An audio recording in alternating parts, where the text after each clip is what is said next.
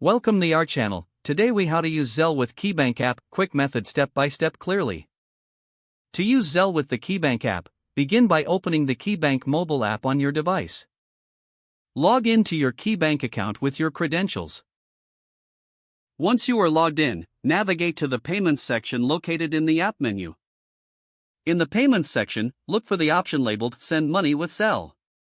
Tap on that option to proceed. If it's your first time using Zelle, you may need to enroll by providing your email address or mobile number. Follow the prompts to complete the enrollment process. After enrollment, you will be directed back to the Zelle interface in the app. To send money, tap on the Send Money button. Enter the recipient's email address or mobile number in the designated field. Next, input the amount you wish to send. You can also add a brief message for the recipient if desired. Review the details to ensure everything is correct. Once confirmed, tap on the Send button to complete the transaction. You will receive a confirmation notification once the payment is successfully sent.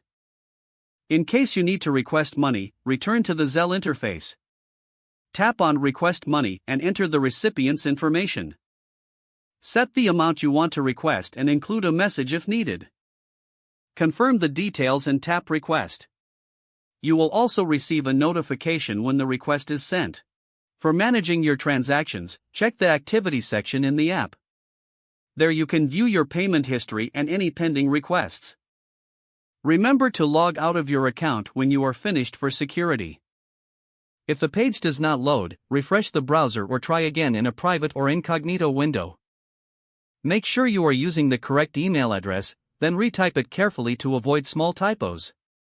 If your password is not accepted, use the Reset option and create a new strong password you can remember. Check your spam folder for verification or security emails, then complete any requested confirmation steps.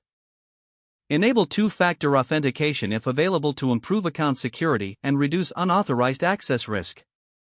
After signing in, review your profile details so your contact information and settings are accurate and current.